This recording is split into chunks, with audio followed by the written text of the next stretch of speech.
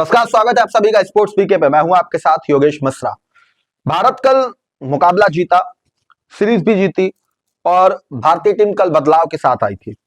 लेकिन उसमें इंग्लैंड ने भी कुछ बदलाव किए थे।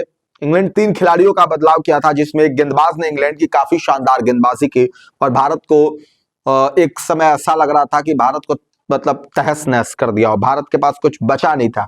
शायद कल भारत मुकाबला हार जाता या सीरीज गंवा सकता था, लेकिन भारतीय टीम संभली और संभलने के बाद भारतीय टीम ने अपना खेल दिखाया, अपना लोहा मनवाया, कैसे कि हम वर्ल्ड चैंपियन क्यों हैं। लेकिन इन सबके बीच में एक बवाल ऐसा मचा हुआ है और लगातार सवाल उठ रहे हैं कि भारतीय टीम ने कल चीटिंग की है। भारतीय टीम ने कल आईसीसी के नियम को नजरअंदाज किया है। भारतीय टीम ने कल मतलब ऐसा कुछ कर दिया है जिससे कि कल मुकाबला जीतने के बाद दुनिया के किसी भी कोने में आप जाके देखेंगे तो भूचाल सा मचा हुआ है इस जीत के बाद से। ऑस्ट्रेलिया अलग सवाल कर रहा है, इंग्लैंड तो खैर खेल ही रहा है, बाकी खिलाड़ी भी ऐसे हैं। माइकल वान का बयान आ गया, बाकी लोगों का बयान आ गया। तो हमने सोचा कि हम आपको बताते हैं कि दरअसल असल हुआ क्या है, ऐसा क्या हुआ है जिसको लेके बवाल बचा है। भारत मुकाबला ही तो जीता है और पहली बात तो ये कि भारत मुकाबला जीता है, सीरीज जीता है। अब इसको लेकर के तो बवाल नहीं मचना चाहिए। तो आखिर क्या हुआ है वो आपको बताएंगे, लेकिन उससे पहले आपको ये बताते हैं कि क्या आपको लगता है कि भारत आईसीसी के नियम का उल्लंघन करता और मैच रेफरी या बाकी लोग इसकी इजाजत देते हैं? क्या आपने कभी ऐसा सुना है कि घरेलू क्रिकेट कहीं भी हो रहा हो और आईसीसी उस पर मॉनिटरिंग ना कर रहा हो और आईसीसी का कोई बंदा वहां पे ना हो और आप जो मन में आए वो कर सकते हैं? बिल्कुल भी नहीं। आपने कहीं नहीं देखा होगा, हमने भी नहीं देखा। अब जो कुछ भी कल हुआ है वो नियम कायदे कानून के अंदर ही हुआ है। अगर ऐसा नहीं हुआ होता तो इसकी इजाजत अंपायर नहीं देते, रेफरी नहीं देते, बाकी भी लोग थे वहां पे, वो इसकी इजाजत मिलती ही नहीं। तो क्या हुआ अब ये समझिए जरा कि थोड़ा सा इसमें बाकी लोगों का कंफ्यूजन है लेकिन गंभीर क्लियर है। गंभीर बिल्कुल क्लियर थे, सूर्य कुमार यादव क्लियर थे और इसीलिए उन्होंने इस प्रयोग को किया और भारत को इसमें सफलता भी मिली। दरअसल पारी के अंतिम ओवर में अंतिम गेंद पर शिवम दुबे बैटिंग कर रहे थे और उनकी गेंद जो है वो उनके हेलमेट पे जाके टकराई।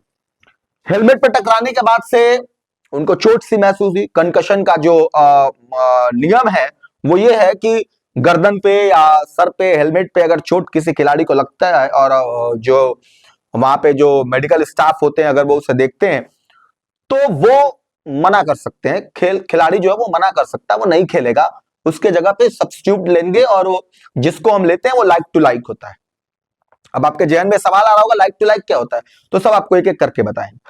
अब हुआ ये कि शिवम दुबे को चोट लगी। शिवम दुबे को जब मेडिकल स्टाफ ने देखा तो फिर उनको चक्कर सा आ रहा था, इस वजह से उन्होंने मना कर दिया। भाई वो वैसे कंडीशन में आप मैदान में नहीं भेज सकते खिलाड़ी को। बहुत बार ऐसा हुआ है कि लोगों को चोट लगी है, डेथ भी हुई है, मरे भी लोग हैं, खिलाड़ी मरे हैं, तो वैसे में वो रिस्क कोई नहीं लेता है।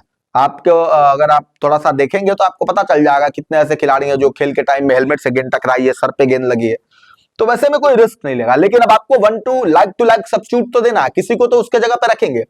अब चूंकि बवाल जो मचा है वो ये मचा है कि शिवम दुबे जो है वो बैटर है और जिसको भारतीय टीम ने उनके जगह पे सब्स्टिट्यूट दिया वो गेंदबाज है।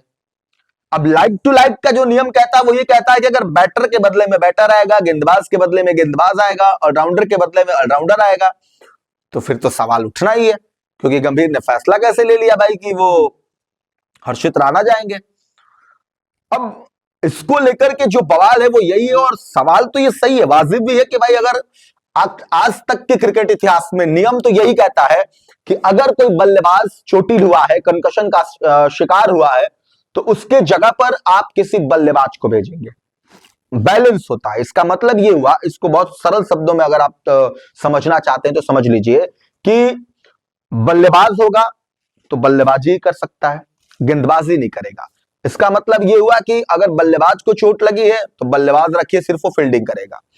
ऑलराउंडर को चोट लगा है तो फिर आप स्वतंत्र, आप किसी ऑलराउंडर को रख सकते हैं।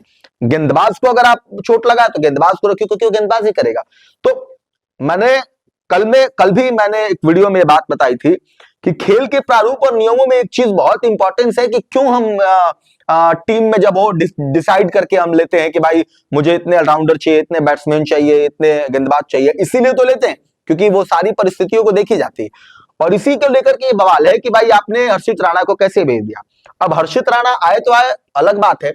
हर्षित राणा आने के बाद 12वें ओवर में भाई गेंदबाज है तो गेंदबाजी करेंगे।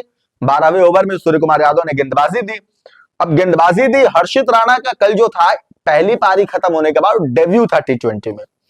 अब आप कल्पना कर सकते हैं, आप सोच सकते हैं कि अगर आपको परीक्षा में बैठाया गया हो और आपका पहला दिन हो तो जाहिर तौर पर आप अपना बेस्ट देंगे, क्योंकि आप जो परीक्षा दे रहे हैं उससे आपका आने वाला भविष्य तय हो रहा है। हर्षित राणा के लिए ये परीक्षा था, उनको मौका मिला, वो मैदान पे गए, 12वें ओवर में कप्तान ने एक जिम्मेदारी दे दी, उन पे विश्वास कर लिया, गेंदबाजी दे दी। अब बंदे ने क्या था, वो अपना सारा जो कुछ भी आज तक का रखा हुआ था सब उतार दिया, अंग्रेज को ऐसे ध्वस्त किया, इंग्लैंड के बल्लेबाजों को ऐसे घुटने पे लाया कि कल्पना नहीं किया होगा अंग्रेजों ने कि हर्षित राणा इस लेवल की गेंदबाजी कर सकता है। और इसी गेंदबाजी के बदौलत भारतीय टीम मजबूत स्थिति में आ गई। भारतीय टीम ने वो जो भारतीय टीम सीरीज लगता था कि ये सीरीज के लिए अगला मुकाबला भी भारत को बहुत फाइट करना पड़ेगा, भारतीय टीम कल सीरीज जीत गई। अब जैसे ये सब कुछ हुआ और इतनी जानदार, इतनी शानदार गेंदबाजी हुई तो सवाल तो उठेगा ही, आग तो लगेगी ही। और अब सीरीज चूंकि आप हार गए हैं तो फिर चुप तो कोई नहीं रख सकता। और इसी को लेकर के ये बवाल है कि हर्षित राणा को आपने लाइक टू लाइक सब्स्टिट्यूट कैसे दिया, आपने हर्षित राणा को चुनाव कैसे किया। तो इसका जवाब बहुत सीधा और सरल है कि गौतम गंभीर ने जो भी फैसला लिया वो बिना मैच रेफरी को बताया उन्होंने नहीं लिया होगा, और वहां पे रेफरी ने इसकी इजाजत दी होगी। इजाजत देने के बाद ही हर्षित राणा मैदान में आए होंगे। ऐसा नहीं है कि गौतम गंभीर ने अपने मन से इनको भेज दिया होगा। तो जब रेफरी ने इस चीज की इजाजत दी तो वो सारे नियम, सारे कायदे कानून पढ़े होंगे, तभी तो उन्होंने दिया होगा। अब इसको लेकर के बवाल मचाने से, इसको लेकर के ज्यादा सवाल करने से कोई फायदा नहीं है, क्योंकि भारत अब सीरीज जीत चुका है और भारत ने जो डिसीजन लिया वो वही लिया जो आईसीसी का नियम कहता है। हाँ, एक बात जरूर है कि आईसीसी का जो नियम कहता है उसमें एक बात ये क्लियर है कि आप जब भी कंकशन में शिकार खिलाड़ियों का जब आप रिप्लेसमेंट लेते हैं, सब्स्टिट्यूट लेते हैं, तो आपको लाइक टू लाइक ही लेना है। और आपको एक बात बता दें कि शिवम दुबे ने 1 ओवर की गेंदबाजी भी की है। वो किसी मुकाबले में उन्होंने साउथ अफ्रीका के खिलाफ शायद या और किसी मुकाबले में गेंदबाजी की थी, और शायद मुझे लग रहा है कि यही उनका सबसे बड़ा जो था वो वहां पे आईसीसी ने इस चीज को देखा है और इसीलिए आईसीसी ने यह अनुमति भी दी है। तो इस वजह से हर्षित राणा को मौका मिला, हर्षित राणा कमाल के छा गए। उसके बाद सवाल उठ रहे हैं, इन सभी सवालों का आप कोई मायने नहीं है, वो भारत सीरीज जीत चुका है, सवाल उठते रहेंगे, उसका जवाब में अब आईसीसी को देना पड़ेगा क्योंकि आईसीसी ने इस बात की अनुमति दी है। गौतम गंभीर, हाँ एक बात मैं जरूर कह सकता हूं कि कल गौतम गंभीर ने यह मास्टर स्ट्रोक खेला। गौतम गंभीर ने कल जो ये काम किया वो बहुत ही, मतलब आप कह सकते हैं कि मौके पर चौका मारने वाला काम था, और इसीलिए शायद भारत का जीत जो है वो आसान हो गया। हर्षित राणा की गेंदबाजी कमाल की थी, 4 ओवर उन्होंने पूरे फेंके और इस तरीके से भारतीय टीम कल मुकाबला जीती और इसको लेकर के बवाल मचा। अब आप इसको कैसे देखते हैं, आप इस पे क्या कुछ कहना चाहते हैं? आपको क्या लगता है कि भारतीय टीम ने जो डिसीजन लिया वो बहुत ही सही समय पर लिया था और आईसीसी के नियमों को देखते हुए लिया है, और इसीलिए भारतीय टीम पर इस तरीके के जो आरोप लग रहे हैं ये बेतुके हैं, बेबुनियाद हैं, ऐसा कुछ नहीं होना चाहिए। हाल फिलहाल में जो आपको लगता है कमेंट करके जरूर बताएं। ऐसी तमाम खबरों के लिए आप देखते रहिए स्पोर्ट्स वीके। नमस्कार।